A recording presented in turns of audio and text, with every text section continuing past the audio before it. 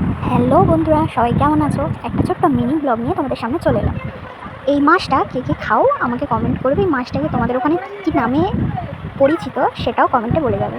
রান্নাটা কেমন লাগলো সেটাও বলতে ভুলো না। Tata, bye bye.